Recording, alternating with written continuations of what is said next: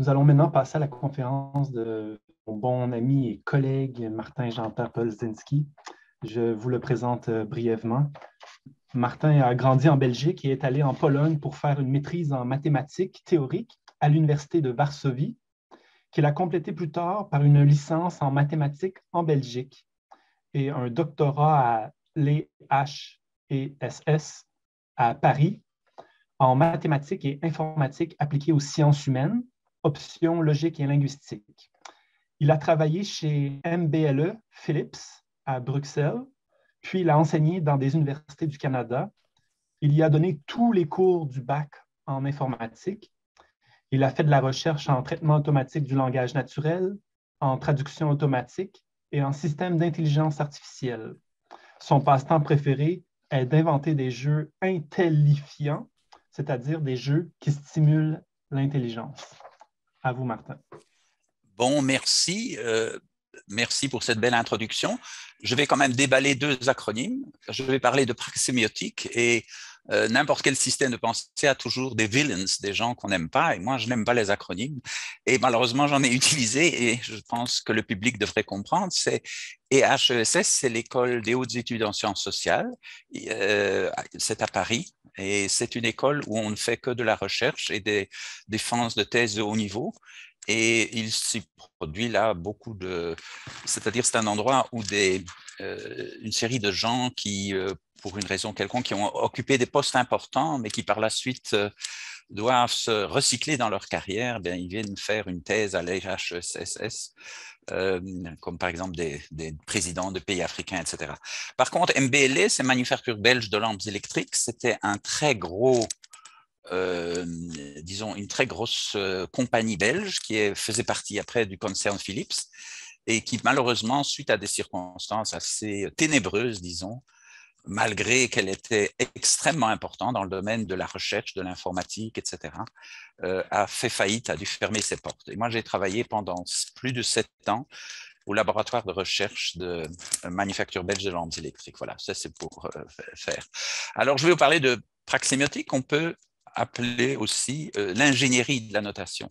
Et je vais essayer de faire la distinction entre les sciences descriptives et les sciences conceptives, les sciences qui essayent de concevoir des objets nouveaux, comme l'architecture et toutes les disciplines de l'ingénierie.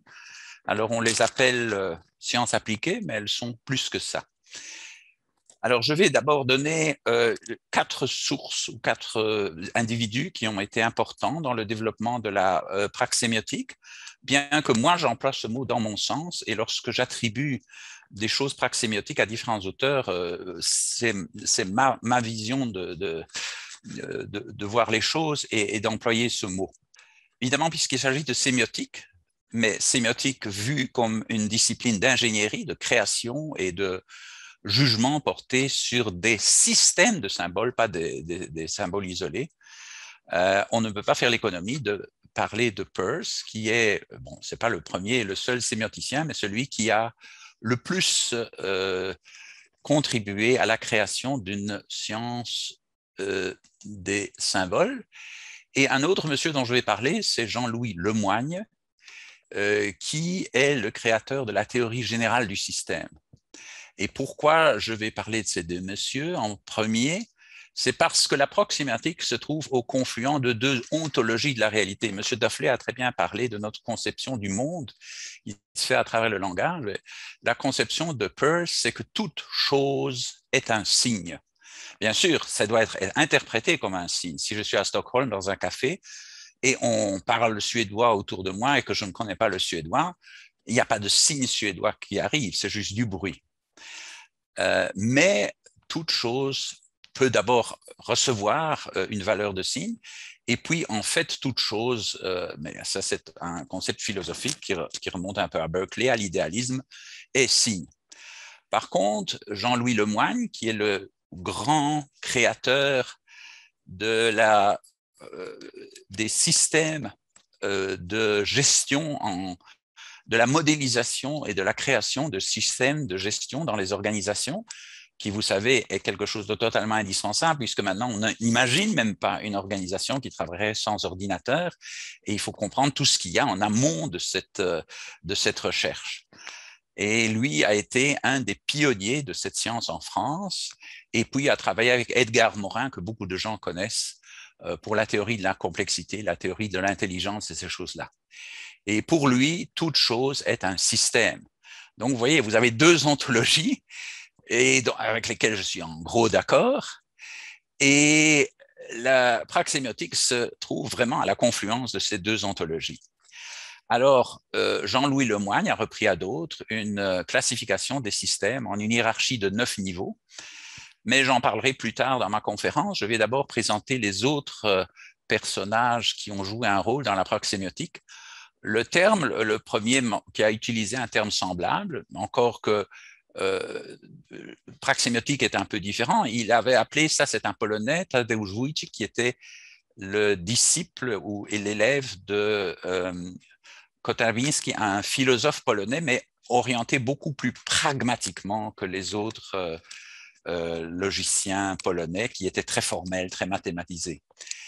Et lui a fait son doctorat sur différents systèmes de notation. Il les a comparés, il a essayé d'établir leurs bons points, leurs mauvais points, des systèmes de représentation musicale, des systèmes d'orthographe, des systèmes enfin, on ne peut pas échapper aux symboles. Même si vous regardez, par exemple, votre machine à laver ou votre four à micro-ondes, vous verrez qu'il y a plein de symboles dedans, certains faciles à comprendre, d'autres moins.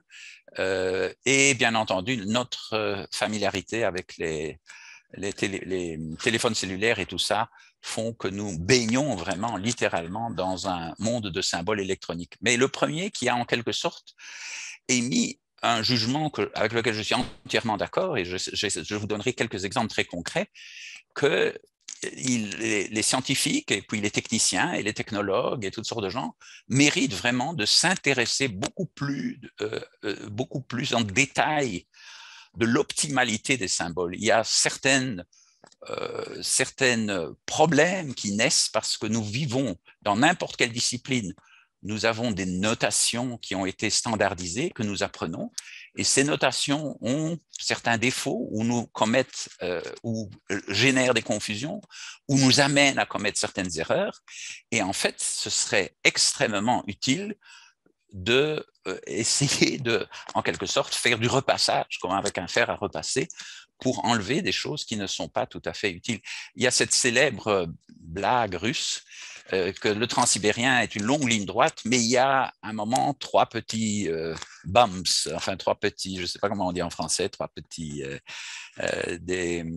allez, comment est-ce qu'on dit ça, des petits ballonnements là dans cette longue ligne droite.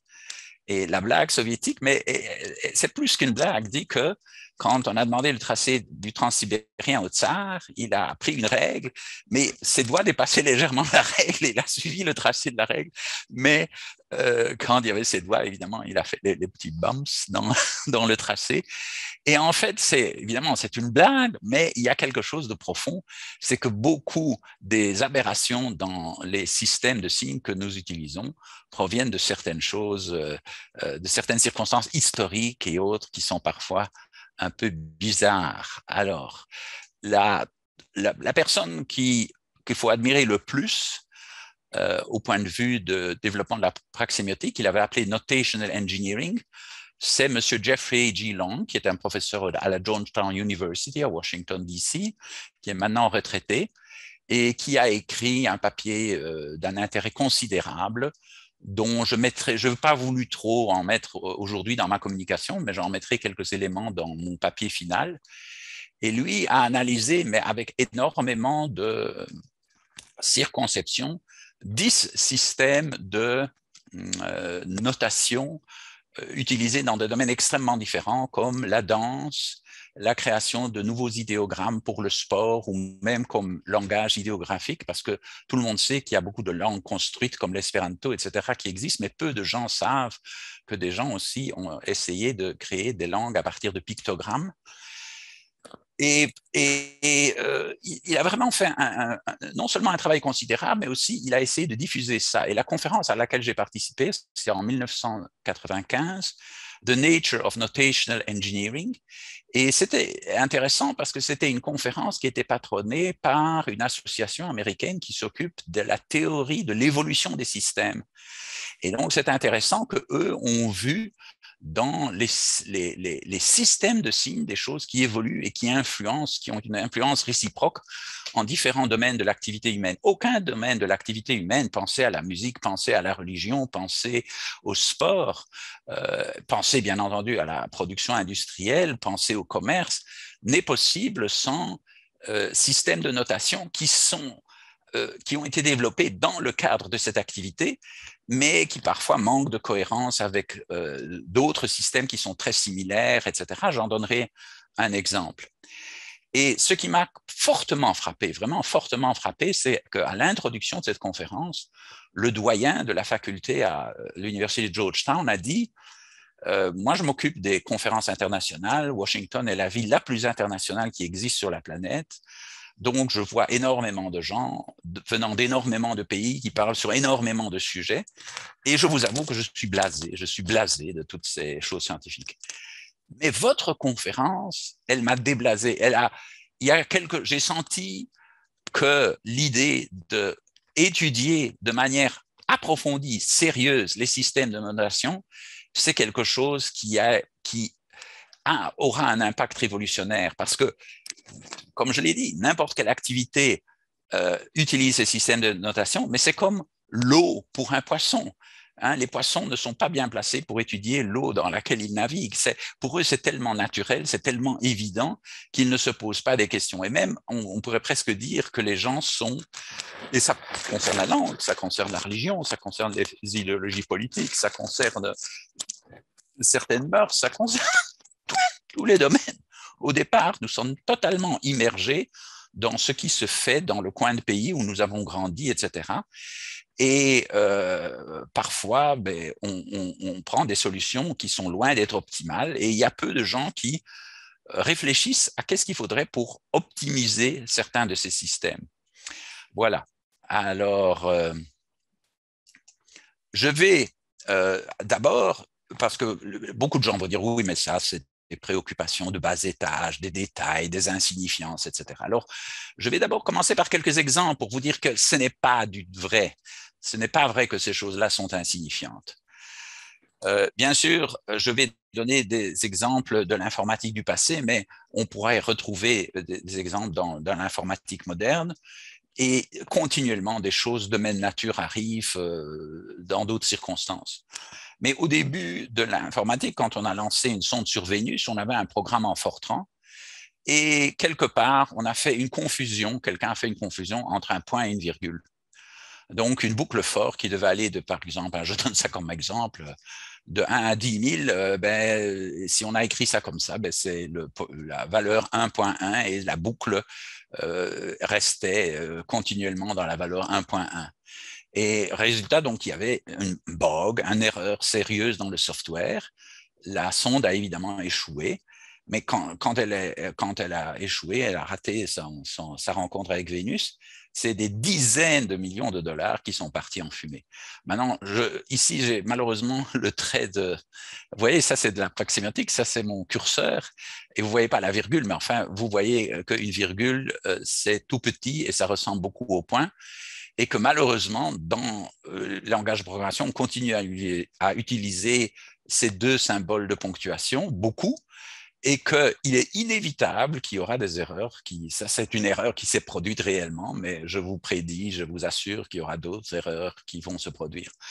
Alors, une approche praxémiotique, une approche d'un ingénieur qui devrait regarder ces choses sérieusement, dirait, pour l'informatique et peut-être même pour le langage naturel, etc., on pourrait imaginer des symboles beaucoup plus distinctifs comme le point et la virgule. Je les donne ici à titre d'exemple, je ne dis pas que ça doit être ceux-là, mais vous voyez, si le point avait cette forme-là et la virgule cette forme-là, ce genre d'erreur ne serait plus produite et possiblement beaucoup de choses seraient... il y a beaucoup de malentendus et d'erreurs qui seraient évitées. Un autre projet spatial qui a échoué par manque de carburant, c'est qu'il y avait une quantité de carburant qui avait été calculée, qui devait être prise, Et ceux qui ont fait décoller cet avion pensaient qu'ils ont assez de carburant parce qu'ils avaient fait les calculs, et puis non, ils n'en ont pas eu assez, l'avion s'est écrasé. Et quel était le problème? C'est qu'eux avaient assumé, puisqu'ils étaient aux États-Unis, que la quantité leur avait été donnée en gallons, alors qu'elle leur avait été donnée en litres, pour des raisons, enfin, on ne va pas rencontrer dans des raisons d'organisation. Et moi, à l'école, même en troisième année, on m'avait appris qu'il y a des nombres concrets, 15 pommes, 12 poires, 12 litres d'essence, etc. Et il est évident que quand on donne des nombres concrets, c'est-à-dire qui sont accrochés à une unité matérielle ou énergétique ou autre, physique, ben, il faut bien préciser l'unité. Et il ne faut pas assumer que l'unité sera sous-entendue, parce que ça peut marcher dans 95% des cas, mais dans certains cas, ça ne marche pas, parce qu'il y a disons des malentendus, des confusions, des gens qui raisonnent différemment. Et donc, chaque fois que nous avons affaire à un nombre concret, donc un nombre qui correspond à des unités physiques, il faut manifester le titre de l'unité. Alors, en praxémiotique, l'idée, parce que c'est une science à la fois qui n'existe pas vraiment encore, mais que j'essaye de définir, de créer, de donner les axes, il faut que l'on adopte certaines règles. Et les règles, c'est que ce qui est le plus significatif se met avant ce qui est le moins significatif. Et c'est ce que nous faisons pour les nombres. Nous donnons les plus grosses unités, les chiffres qui ont le plus de valeur tout en début de notre nombre, de gauche à droite. Et puis, chaque fois que dans le système décimal, nous passons d'une position à droite, la valeur est 10 fois moindre, ce qui fait que, et après, si nous mettons un point décimal, les valeurs, hein, c'est comme des points derrière la virgule, elles sont considérées comme des fafiotes, comme des valeurs n'ayant pas beaucoup d'importance. Mais l'unité est la plus importante, évidemment. L'unité devrait être tout au début. Et c'est vrai qu'avec les sommes folles que dépense un gouvernement, c'est parfois plus facile, au lieu de dire simplement dollar, de mettre K dollar ou d'utiliser les préfixes là, M dollar, méga dollar ou téra dollar, milliard de dollars, etc. Les préfixes que d'écrire tout en long, dégrainer tous les chiffres qui composent le nombre. Donc, les éléments les plus significatifs, et ça devrait être une règle totalement générale, ça devrait être même à la limite être une règle pour les adresses. Peut-être qu'au départ, on dit dans quel continent, quel pays, quel État ou province, quelle ville, quel numéro de rue, et puis à la fin, le numéro civique de la maison, et puis le numéro d'appartement, etc. Mais je veux dire, je donne ça comme exemple du fait que nous avons besoin de règles qui seraient appliquées à l'ensemble des activités humaines, que quand on décrit un objet complexe, on met ce qui est le plus signifiant au début. Ben, évidemment, les Arabes et les Israélites pourraient faire ça en sens inverse, mais à mon sens, ce serait très souhaitable qu'on ait un consensus international.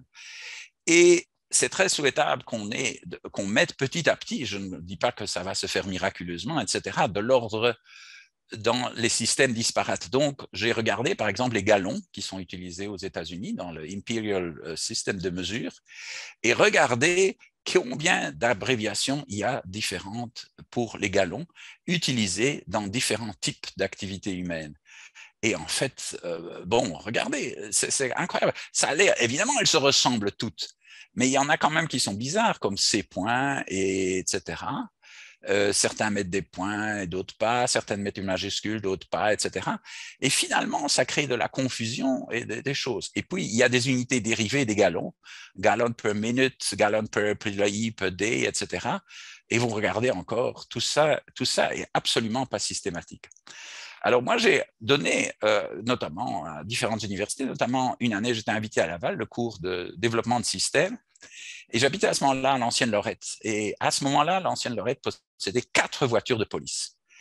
Et sur chaque voiture de police, il y en avait 4, le nom de la municipalité était écrit différemment.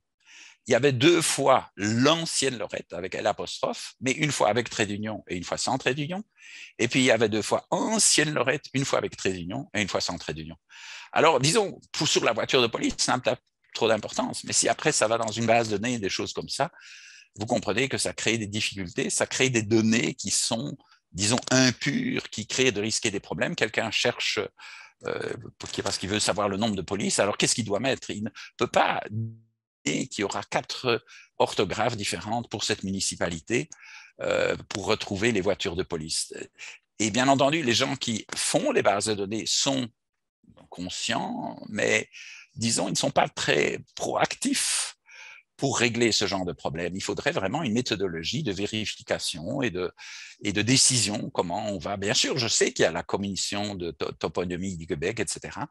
Mais enfin, il y a encore loin de la coupe aux lèvres. Moi, je m'appelle Janta, enfin, j'utilise plus rarement le Polchinski.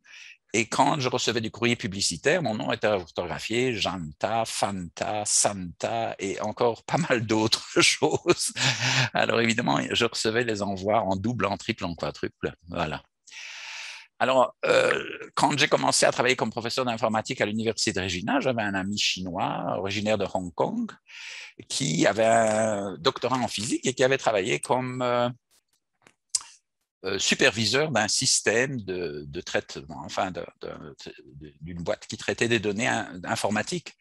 Au départ du développement de l'informatique, les ordinateurs coûtaient très cher, donc on faisait travailler jour et nuit ces ordinateurs pour faire leurs calculs. Et lui devait tout superviser. Et il m'a dit que régulièrement, il était réveillé en pleine nuit parce que le système informatique était tombé en panne, en lisant les données qu'il devait traiter, les intrants.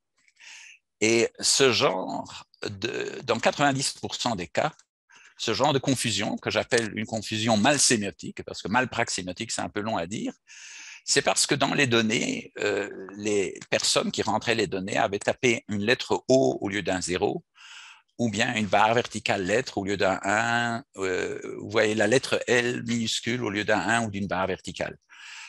Bien sûr, ce genre de choses ont été apparues et on a fait des décisions, comment distinguer le haut du zéro, etc. Mais ce n'est pas tout à fait réglé. Il y a quand même certains signes qui se ressemblent beaucoup. Pensez à l'affaire, par exemple, de la manière dont les Canadiens et les Américains écrivent le 1 et le 7. Et puis la manière dont on l'écrit en Europe. En Europe, on met une petite visière de casquette au 1. Et parfois, cette visière est un peu grande, donc des Nord-Américains peuvent penser que c'est un 7 et des choses comme ça.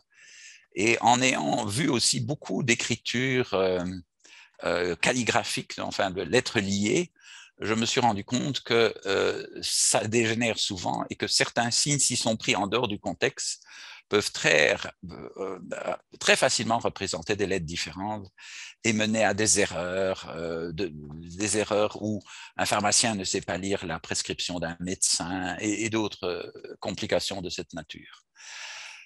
Alors moi, personnellement, je pense que ce n'est pas une bonne chose d'enseigner les lettres liées aux enfants. On devrait tout de suite leur enseigner à faire des petites lettres typographiques séparées, beaucoup plus lisibles et beaucoup moins sujettes à des confusions. Alors, je passe à un exemple suivant. Je vais parler de Algol 68, qui est en quelque sorte le langage exemplaire pour, disons, un langage qui peut-être n'a pas eu de succès au moment même, mais qui se voulait comme un langage praxémiotiquement parfait. Et je considère que ce rapport, c'est le rapport révisé du langage 68, vous voyez, il y a plusieurs auteurs, c'est comme un monument de l'esprit humain. C'est quelque chose d'absolument extraordinaire et je pense que les linguistes auraient beaucoup d'intérêt à comprendre comment les informaticiens décrivaient la syntaxe de leurs choses compliquées. Van Meegaarden, le chef de ce projet Algol 68, était un puriste. Et vous savez que, un peu comme dans les langues naturelles, dans les langues naturelles, il y a des lexèmes, des mots dont on va chercher le sens dans le dictionnaire, et puis il y a des grammèmes, des mots de grammaticaux, qui sont les pronoms, les prépositions, certains adverbes très courants, etc. Mais de la même manière, dans le langage de programmation, il y a des mots réservés, qui sont l'ossature du langage, et puis des identifieurs que les gens choisissent eux-mêmes en fonction de leur problème, le problème qu'ils veulent résoudre par leur programmation. Et les identifieurs doivent être déclarés, c'est-à-dire qu'on donne le type de valeur qu'un identifieur peut avoir, mais on donne surtout sa chaîne de caractères pour qu'il apparaisse toujours exactement avec les mêmes caractères dans la plupart des langues. Dans certaines langues, la différence entre majuscule et minuscule n'est pas importante, mais dans la plupart, elle l'est, etc. Et M. Van Meegaarden, comme beaucoup de gens qui s'occupent de problèmes praxémiotiques, c'est extrêmement facile dans ce domaine de devenir fanatique. Et lui ne voulait pas imposer, peut-être parce qu'il pensait à son langage implémenté dans différents pays, imposer aucune restriction aux identifieurs. Il voulait que n'importe qui puisse utiliser n'importe quel mot, y compris des mots qu'à ce moment-là, en Algol 60, on utilisait couramment pour la structure de bloc qui est fondamentale, begin et end. Et les implémentations qu'on a fait de ce langage, les premières, suivaient ce conseil ou cette injonction de M. Van Wijngaarden, et il y en avait où il fallait écrire begin comme ça, avec les signes différents avant et après, et end comme ça.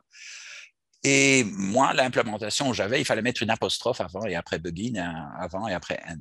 Aujourd'hui, dans les langages modernes, c'est en général des accolades qu'on utilise et c'est bien comme ça. Et je vous rappelle, bon, je me familiarisais avec ce langage, j'avais des programmes assez complexes à faire. Et puis, ici, ce n'était pas comme maintenant, on travaille sur un terminal. Là, il fallait descendre sur la machine, mettre le programme. Enfin, c'était une procédure assez compliquée. Et chaque fois qu'on avait des erreurs, il fallait refaire tout le processus, revérifier le code et tout ça. Et encore une fois, 90% des erreurs que le programme me donnait, c'est parce qu'un des begin ou un des end, il y avait l'apostrophe du début ou l'apostrophe de la fin qui manquait. Et vous voyez, et c'est de là qu'est venue une frustration qui a fait que je suis devenu praxémioticien. Un autre exemple d'un bug, donc d'une erreur informatique qui m'a coûté le plus disons, de sueur et de larmes, c'était que j'avais fait un programme pour les nombres premiers, la décomposition des nombres en nombres premiers et tout ça. Et j'avais une variable booléenne. Booléenne, ça veut dire vrai, faux, qui a deux valeurs possibles, vrai, faux, oui, non, 0, 1, qui s'appelait divisibilité. Et c'était un identifieur qui appartenait à mon programme, que j'avais déclaré, etc. Et le programme disait toujours que je ne l'ai pas déclaré, etc. Et j'ai passé avec une loupe des centaines de fois, etc. Mais qu'est-ce qui se passe? Je la vois bien, je l'ai déclaré, etc. Et finalement, j'ai demandé l'avis à un collègue. Il a aussi, au départ, s'est beaucoup gratté la tête. Et puis, il a remarqué que un des i n'était pas en fait un i, mais c'était le symbole de la barre verticale qui était totalement indistinguable du i. Parce que ce symbole existe, vous pouvez voir, il est sur votre clavier d'ordinateur. Maintenant, on le fait soit plus long, soit on le coupe en deux. Mais imaginez le temps qu'on peut perdre parce que certains détails comme ça ne sont pas suffisants. Alors ici, je sors du cadre un peu de ça pour aborder des choses un peu plus théoriques. Je vais justement dans le cadre des travaux qui ont été faits par M. Lemoigne et Edgar Morin. Eux insistent beaucoup sur la nécessité pour les SHS, sciences humaines et sociales, de dégager des nouvelles conceptions. C'est-à-dire, ils appellent ça des sciences douces qui s'opposent aux sciences dures, celles que nous connaissons, chimie, physique, biologie. Les sciences dures sont des sciences de l'analyse. Les sciences douces, qui sont les sciences comme de la politique et des différentes choses qui concernent les êtres humains, que ce soit assistance sociale ou infirmerie ou même médecine et tout ça, et surtout des sciences qui ont trait à différentes... justement, les sciences humaines et sociales, ça dit tout un peu sur le sujet. C'est souvent les projets du sujet qui sont intéressants. Donc, ce sont des sciences d'ingénierie. Ce sont des sciences qui utilisent certains concepts de cybernétique où on ne rejette pas la notion de but final comme on le rejette dans les sciences traditionnelles. Donc, ils disent que dans le monde de la pensée, comme dans le monde de l'action, on peut faire passer la raison du pourquoi, ce qui est la question que posent les scientifiques, au pourquoi pas, et la question que posent les gens qui ont des projets. Et on peut trouver les racines de cette pensée chez Archimède, chez Vitruve, chez Léonard de Vinci de manière exemplaire et chez le grand philosophe italien Giambattista Vico. Alors, Claude Bernard, qui représentait disons la science empirique, qui a été très influente pour les médecins et tout ça, disait que les systèmes ne sont pas dans la nature, mais dans l'esprit des hommes. Et il pensait, comme ça, décrédibiliser l'idée de système. Mais en croyant en 1965 condamné d'une réplique qui allait devenir un engouement durable pour la notion de système, le grand physiologiste Claude Bernard lui donnait au fond sa chance. Et c'est exactement ça. Alors, Lemoine a écrit La théorie du système général, qui est un livre que je recommande à tout le monde, et beaucoup de gens qui travaillent comme ingénieurs, qui ont des grandes responsabilités dans des boîtes de production, etc., gardent ce livre précieusement sur leur table de nuit parce qu'ils se nourrissent vraiment de la pensée. Et puis, on peut trouver d'autres choses. Le moine est la personne qui a le plus réfléchi à ces questions et le plus formé de gens. Et Lemoigne, Jean-Louis Lemoigne, et Piaget, le grand psychologue, lui l'a continué, a écrit ce livre sur les épistémologies constructivistes. Ça va un peu dans le sens de ce que M. Duflé disait, c'est-à-dire pas juste la description des choses, mais aussi voir la science non pas comme une activité simplement de description, mais aussi de conception des nouvelles choses. Et en fait, je vais vous dire, le fond de ma pensée, c'est que les sciences dures pensent qu'elles sont très différentes des sciences douces, mais en fait, elles sont aussi des sciences de la conception. Parce que qu'est-ce qu'on fait réellement en science? On crée, on construit des modèles que par la suite on confronte par les expériences, par les observations astronomiques et d'autres choses avec la réalité. Donc, les sciences dures qui se pensent très différentes des sciences douces, en fait, n'en sont pas trop. Et l'ingénierie des symboles, la praxémiotique, c'est évidemment une science d'ingénierie, c'est évidemment une science qui privilégie des systèmes qui marchent et qui sont efficaces. Alors évidemment, ça débouche sur l'étude de l'intelligence. Ici, nous avons une traduction en brésilien, Intelligência da Complexidade, et épistémologie et pratique. Et Lemoigne, reprenant certains auteurs précédents, a élaboré 9 niveaux de système. Et vous voyez qu'à partir du système 4, le système informé, c'est-à-dire qui contient de l'information sur son propre fonctionnement, et d'autant plus quand il décide, et d'autant plus quand il garde en mémoire des décisions passées, et d'autant plus quand il est coordonné, et d'autant plus quand il est organisé, a besoin d'un sous-système qui est praxémiotique, c'est-à-dire un sous-système de notation technique. Alors, vous avez ici une image du système. Le système, n'importe quoi est un système, donc le système peut vendre des produits au magasin, des produits d'alimentation, ça c'est le système opérant, mais le magasin qui vend des produits d'alimentation a besoin d'un système d'information pour savoir ce qu'il vend, où il l'achète, quel est le prix qu'il met à cette marchandise, etc. Et finalement, les hauts dirigeants vont avoir accès à un système de pilotage où ils ont des données raréfiées qui leur permettent de prendre des bonnes décisions sur lesquelles leur magasin risque de faire faillite. Donc, n'importe quel système peut manipuler de la matière, peut utiliser de l'énergie pour manipuler de la matière, mais à partir d'un certain niveau, il a besoin de signes ou de symboles qui peuvent être des signaux de commande ou d'action, ou d'autres signaux, des symboles représentant les transactions du système dans l'environnement, ou des symboles qui représentent les autres environnements qui sont concernés. Alors, combien de minutes encore est-ce que j'ai? Je vais aller très vite. Enfin, ça, c'est quand même un truc intéressant. Et puis, simplement ici, je montre les nombres naturels, etc. Et je vais me focuser sur les nombres naturels parce qu'on peut compter avec ces nombres, mais ça ne marche que pour des collectivités plus petites. Calculer, éventuellement faire des statistiques. Et on est bien entendu que la population d'un pays, c'est des nombres entiers, un nombre entier de citoyens, mais comme il y en a qui naissent, qu'il y en a qui meurent, c'est pas tellement facile de donner un nombre exact. Ou les nombres servent aussi à l'identification comme un QR code. Bon, alors voilà, lorsque Jeff Long a utilisé, comme j'avais dit, une dizaine de systèmes de notation, et entre autres, il a assisté à analyser les systèmes de suffrage, donc les systèmes où l'on vote. Et bien entendu, on pourrait penser que les systèmes de suffrage servent à compter les votes. Malheureusement, avec Smartmatic, qui est le software de base de toutes ces machines à siffler, Smart, ça veut dire qu'il y a de l'intelligence dedans. Les machines qu'on a installées, qu'on installe dans plusieurs pays de plus en plus, ne font pas compter les votes, ils calculent avec les votes. Et c'est ça qui est le principal enjeu de la démocratie, c'est faire en sorte que ce soit les citoyens qui décident et pas les machines. Alors, les nombres irrationnels, les rationnels sont ceux qui sont des fractions, et dont Pythagore prétendait qu'il peut tout exprimer à l'aide des nombres rationnels. Et puis, il a découvert des nombres irrationnels. Ça a été une crise chez les platoniciens.